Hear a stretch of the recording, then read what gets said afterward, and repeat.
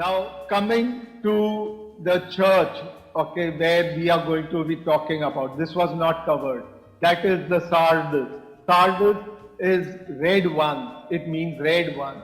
And in Revelations 3 1 to 5, okay, we see the Lord says, I know thy works. Thou hast a name, thou livest and art dead. Be careful and strengthen the things which remain, that they may be that are ready to die. And I have found thy works perfect before God. Now here we see God is acknowledging the works of this church, the people of this church. But it is still warning those people. Now, I'm just taking the important part so that I can cover this whole session. And then it goes on to say, Thou hast a few names, even in Sardis, which have not defiled their garments, and they shall walk with me in white, for they are worthy. So we see many of them have worked in God's kingdom, but it is like in Matthew 7, 22, 23, where it says, Lord says, there are many who say, Lord, Lord, and says, I have healed and done miracles. But then the Lord says to them, I do not know you. So this is the period which saw it actually happening. Okay, here we see this period, you'll be surprised, is between 1700 AD to around 2017. You can say 2015 to 2017. Okay, because after 2017, this period actually, ceased to exist. But it was gradually happening right from 2010 to 2017, and slowly this period started dying. Okay, so this period is from 1780 to 2010, 1780. Now, what was this period? Now, I had told you the historical information of the place also were giving some information about this period. So in this place, Sardis, okay, which was there existing during that time, there were certain important historical monuments or archaeological facts or historical events which gave us information about this period which was to come. Now in this period, this church, this place which was there, Sardis, was legendary for its wealth. So it was very famous for it being rich. And that is what we see in the scriptures. God rebuking this church saying, thou art rich. Then there was this worship of Tibetus.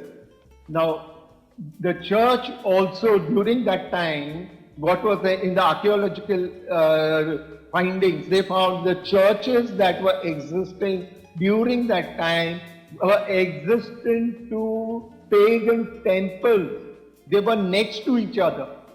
So the Christian church was like habiting with the pagan temples during that period in the archaeological findings of this. Now, Tibetus is as a process that was to skin the sheep. Okay, so it was, now this was the person who gave a very famous saying, that is the Tibetus, that it is the duty of a good shepherd to shear his sheep, not to skin them.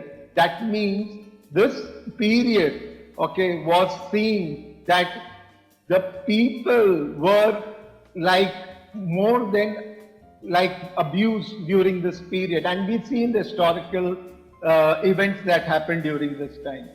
This person, he said good words, But what was he really? During this time, we see there were people executed for not accepting what the belief of this person was. So we see that they were executed and ordered to be killed. And even those who were relatives of that person could not complain. Okay, so I have marked certain important points in this, like execution was now a stimulus for his fury, and he ordered the death of all who were lying in prison under accusation or complicity with his enemy, that was Sir John. Then spies were sent around who noted the sorrows of each mourner. That means even if people mourned for his enemy, they were considered an enemy themselves and they themselves were killed. So that was the kind of rule this Tiber, whose temple was worshipped in this place. That is the kind of rule he executed. Okay. Now, in this origin of this place is traced up to 1738, and various theological streams contribute its foundation, including English Methodist or the Moravian Church, the churches that were started during this period. Like we have Bishop Nicholas and his community. The German Lutheran Church also started in this period, and you'll find many of them like happened from the 1738 period. We have John Wesley, we have lots of founders of various denominations, and all these came during this period. In fact, this period was called the first great awakening of the church.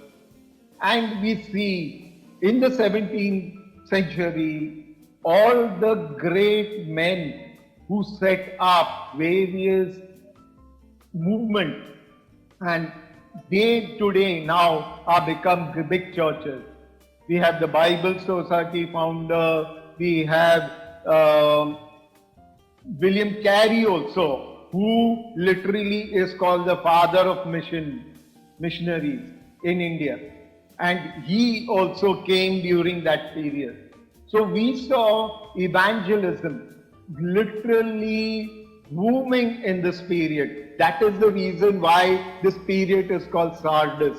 Now I told you, like in the Genesis, God made man and gave him the name Adam. Now Adam means actually reddish.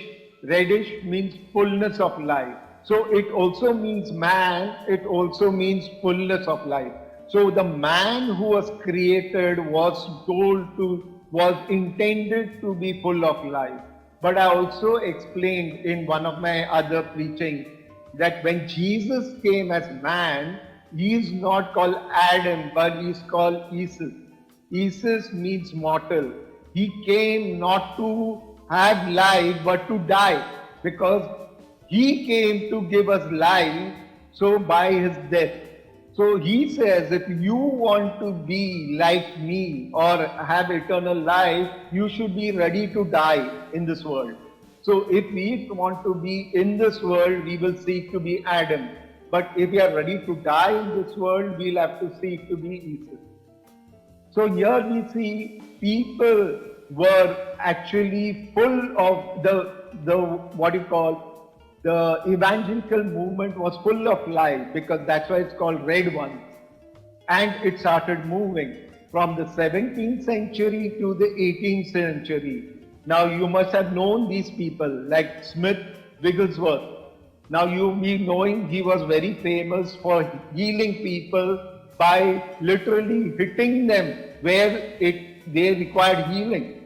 Now that became a trend, because he believed that there were spirits in that period, in that area, and he could drive them by hitting at that period. But later, when his own wife had cancer, he realized it is only by faith that people get healed, not by hitting them in the place where they require healing. So his biography is a good thing to read how the man changed. But the way he did things, he became very, very famous. Then Emil Moody. Now these are stalwarts in the church era. And then we have so many people of this. William, there was Martin, James Rogers, then in the 19th century also we see Sadhu Sundar Singh, C.S. Lewis, all these people, Assemblies of God was started during this period.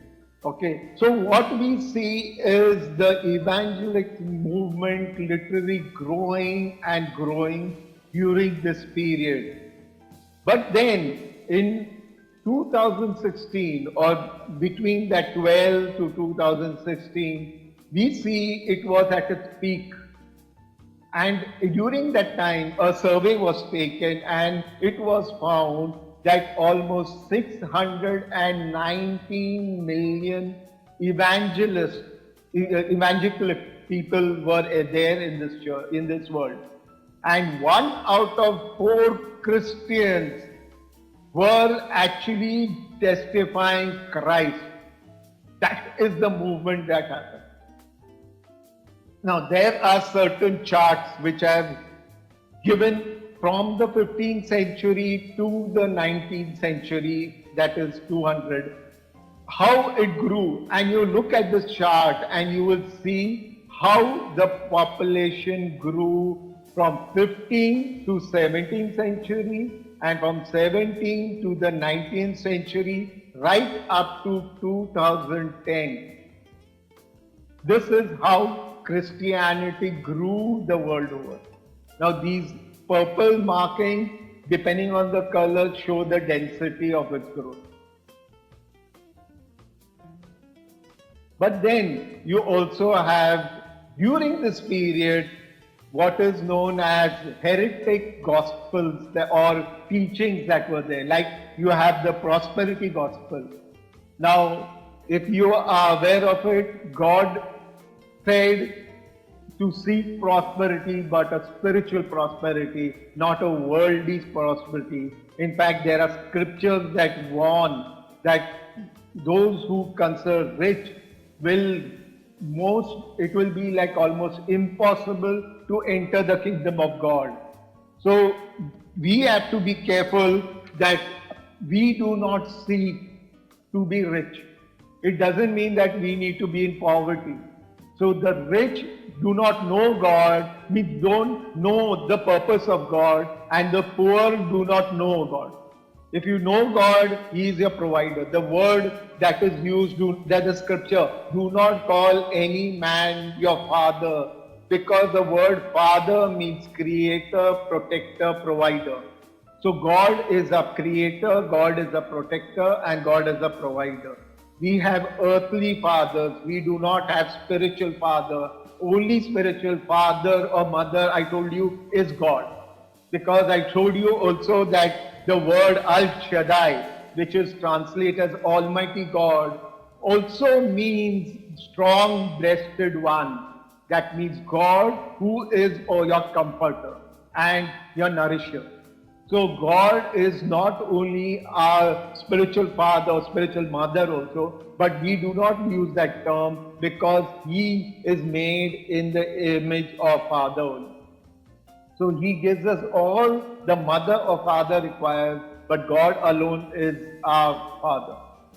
Also we see in this period what is the concept or belief of once saved, always saved. That means a person who accepted Christ, even if he backslides, he is concerned that he will go to heaven. Now that was the kind of heretic teachings that came in. There was also what is known as abundance grace. Abundance grace means even how many sins I do, I will still go to heaven. So that means it was like a license to sin.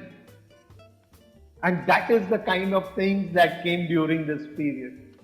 Now if you look, at the top 10 richest evangelists during this period, it will shock you. We have Joyce Meyer, who is, I'm going from bottom to top, huh? Yeah, Joyce Meyer, who's worth $8 million. Okay. Then you have T.D. Jakes, 18 million. We have Franklin Graham, 25 million. This is their personal wealth. This is not their ministry wealth. This is their personal wealth, which is there. Then you have Rick Warren, 25 million. We have Billy Graham, 25 million. We have Clipper Dollar, 27 million. We have Joel Austin. This is not a current. This was a previous, 40 million. Then we have Benny Hinn, 60 million. We have Pat Robinson, 100 million. And then we have Kenneth Copeland, 300 million. Now imagine people like these having this kind of wealth. What are they to do with the kingdom of God? Actually, the gospel. So actually this shocked me because I was a fan of Billy Graham. And when I saw this, it shook me. Because I respected that man and his message, but his life also needed to be his message. So as a Christian, evangelist or a man of God, our lifestyle should not change, but our life should change. Life of the people we touch. But our own lifestyle should not change depending on the people we reach out to. And that is what a true Christian evangelist or a man of God should be. So in this period also we see there was the efforts of the church to bring all different religions together.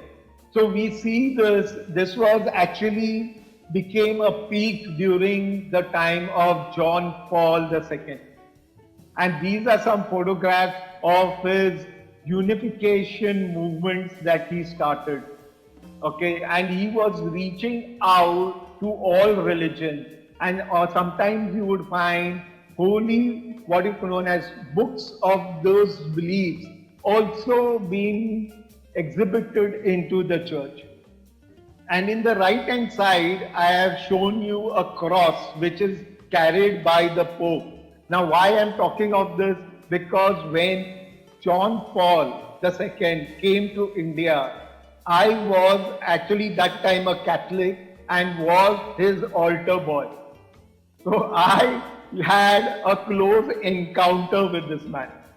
When I met him that time, I also was like, oh, what a holy person, what a nice person. But when I came to know the word of God, I realized the nonsense that he believed in. And if you see this crucifix, one will wonder why somebody needs to have a crooked cross. And this crooked cross was right in my hand. I was holding it. People kiss this cross and think they will go to heaven. That's what they do. Like the kisses what you call the ring on his finger. Now in this period we also see what is known as appearance or apprehensions of Mary, the mother of Jesus.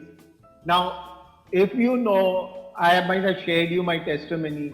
I came out of the Catholic Church because God exposed to me this what you call being who says I am the mother of Jesus has nothing to do with actual mother of Jesus in the Bible. So this is a spirit that is coming in her name and she is misleading people. And if you look at these so-called apprehensions of Mary at these places, now these are the official accepted ones which are there. There are almost around 20 more, like the Lady of Dollar, the Lady of, there are so many of them, literally. So those all those places where she seems to have appeared. Okay, now how we can find out is all those things that she said to the people. If you look at that and compare it with scriptures, okay, you will find that they do not match, they actually contradict the scriptures. So we find that whatever she spoke was contrary to the scriptures. Okay, so why would a person who says, I am from God, speak contrary to God? And that is what one needs to highlight. There is a nice video in YouTube where somebody is taking these so-called declarations of this Mother Mary and compared it with scripture and actually found the contradictions. Okay, so you can try it out and search in the YouTube. Also this time we have things like the stigmata. Now on the left hand side you see there is these what you call miracles that are happening in, or what you call manifestations of the persons being crucified. But they were not crucified. They were wounds suddenly appearing and blood coming out of those wounds. Now these things are nothing to do with Jesus, but they are demonic.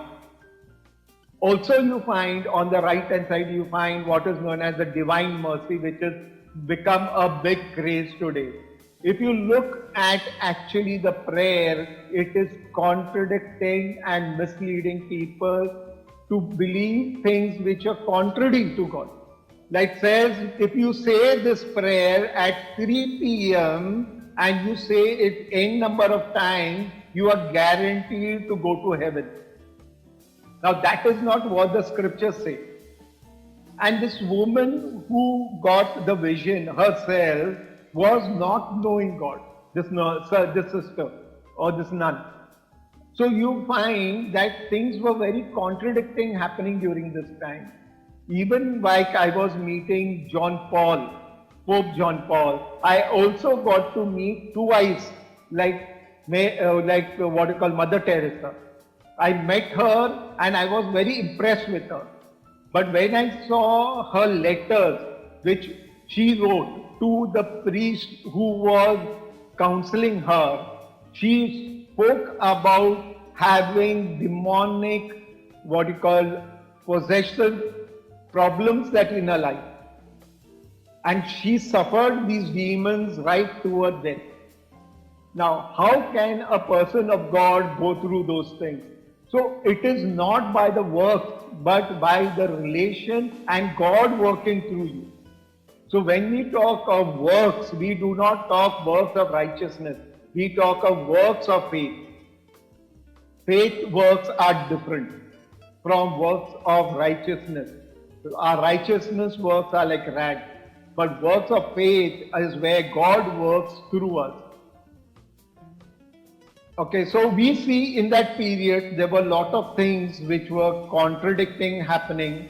Also, there were things that were good that were happening, but very few people stood up during that period, and they were like appreciated by her. During the last period, there was one very famous evangelist, okay, who died just a few months back. And literally there were claims that he brought 7 million people to God. Now how a person can know that this person has come to God by attending a session is not, we don't know. Because when we bring a person to God, we actually start the process. It's not the end. The end is when the person becomes a disciple for Christ. So when we give a gospel and the person accepts Christ, that person doesn't become a Christian. He becomes a believer. He becomes a Christian only when he starts following Christ and he does the things of Christ. So a person becomes saved when he becomes a Christian, not a believer. So there are such claims made by evangelists that I have saved so many souls. I don't know how they make that claim. So it is very important to understand we don't run among people just because there's a crowd behind them. And in India itself, we know about many evangelists who do all this type of nonsense but have a huge crowd following. Every event of them has millions of people. So we see that during that period, lots and lots of them were doing things but were actually not doing the will of God.